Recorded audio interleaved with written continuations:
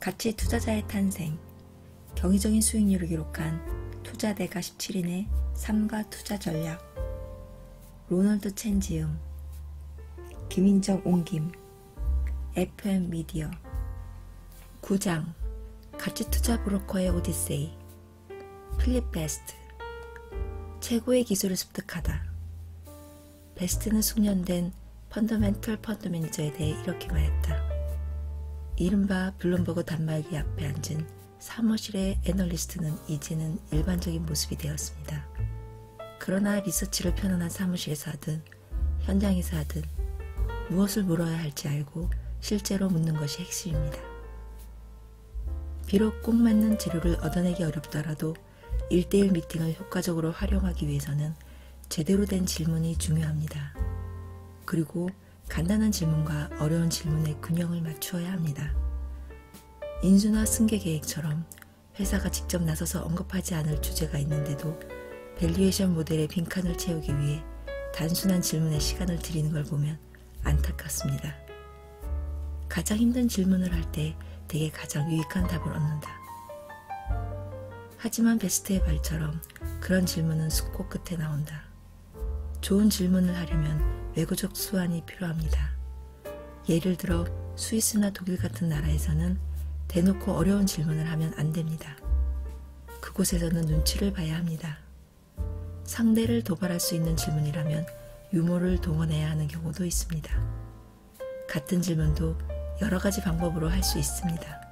훌륭한 펀드 매니저와 함께하며 배운 노하우입니다. 발길이 닿지 않는 곳에 투자하다. 펀드 전략 측면에서 베스트는 유럽의 저평가 초소형주와 소형주에 초점을 맞추어 40개 이상 60개 이하 종목으로 포트폴리오를 구성했다. 남이 다 하는 것을 해서는 전혀 돋보일 수 없다고 생각했습니다. 이곳은 경쟁이 치열한 세계입니다. 다임러나 지멘스에 관해 스프레드시트를 작성해봐야 도움이 되지 않습니다. 제가 만든 것이 모건스테인이나 도이치뱅크의 스프레드시트보다 나을 수 없을 테니까요. 저나 제 투자자에게 전혀 득될 것이 없었습니다. 제 장점은 정원을 훑으며 누구의 손길도 닿지 않은 잔디를 발견하는 데 있습니다. 어떤 애널리스트도 분석하지 않는 주식을 찾아내고 싶었습니다. 큰손의 레이더망 바깥에 있는 초소형주와 소형주가 제격이었습니다. 베스트는 유럽의 소형주를 검토하며 가족 소유 기업과 제조업체를 종종 접하게 되었다. 어린 시절 그의 마음을 사로잡은 제조업에 대한 애정에 다시 불이 붙었다. 사실 소형 보험사나 소형 통신사 같은 기업은 없죠. 따라서 우리 회사의 주요 관심사는 제조업 분야였습니다. 하지만 저는 제조업이라는 단어를 싫어합니다. 이제는 제 젊은 시절의 굴뚝기업이 아니니까요. 고도로 자동화된 기술 중심 업종이기 때문에 첨단 제조업이라고 부르는 것을 선호합니다.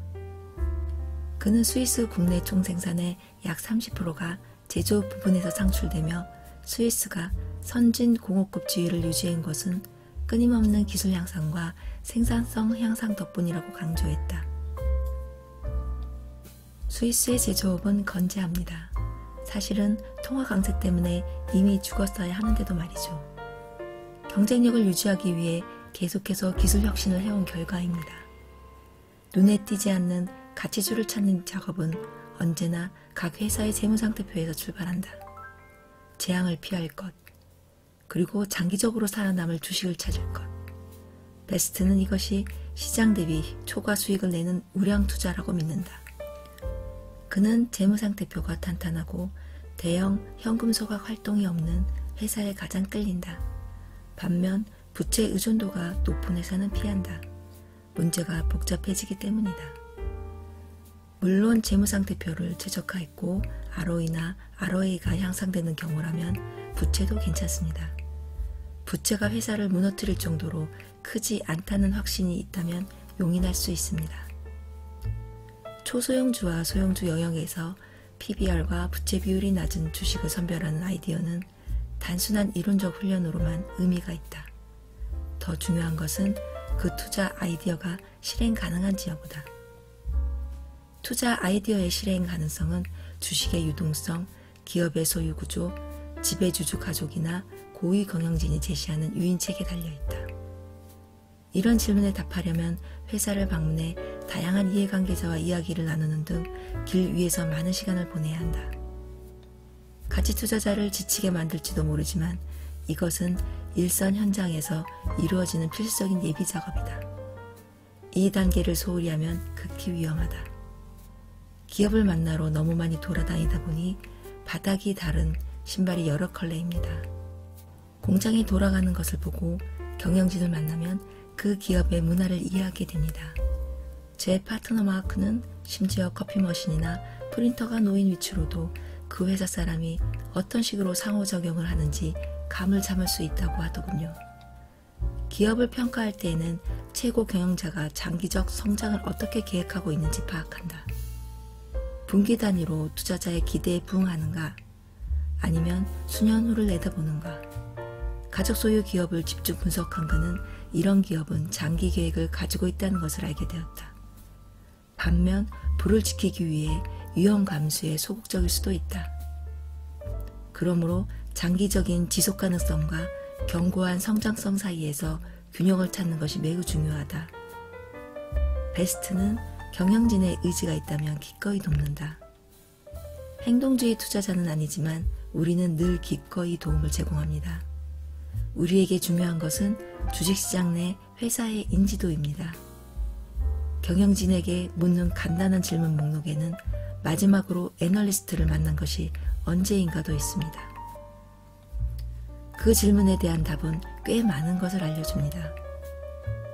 경영진이 애널리스트나 투자자를 만나는 데 신경 쓰지 않는다면 주식시장에서 회사의 인지도를 높이기는 어려울 겁니다. 하지만 회사가 시도하려고 해도 방법을 모르는 상황이라면 바로 그때 제 브로커 경력을 발휘합니다. 회사를 제 인맥과 연결해 주는 것이죠. 지속 가능한 투자 플랫폼. 2008년에 대형주 지수는 약 45% 하락했고 우리 펀드는 42% 하락했습니다. 소형주 지수가 52% 하락했으니 10% 앞선 성과였죠. 끔찍한 손실을 경험했지만 떠나지 않고 버틴 투자자가 있었습니다. 소형주에 투자했을 때 가장 좋은 방법은 늘 투자에 노출된 상태를 유지하는 겁니다. 결국에는 돈을 벌게 될 것이니 항상 베팅한 상태를 유지하는 것이죠. 2009년에 우리는 48% 수익률을 기록했고 2010년에는 추가로 12% 수익률을 올렸습니다. 금융위기를 경험하고 정상 궤도로 돌아온 2010년, 베스트와 갤리는 앞으로 닥칠 또 다른 위기에 대비하기 위해 지속가능한 플랫폼을 구상했다. 이런 계획을 염두에 두고 2011년 진 켈러를 파트너이자 최고 경영자로 영입했다. 2020년에 60세를 맞은 베스트는 지난 경력을 돌아보며 한 가지만은 분명하게 인정했다. 가치 투자는 투자 방식이라기보다는 삶의 철학이라는 생각이 점점 더 분명하게 듭니다.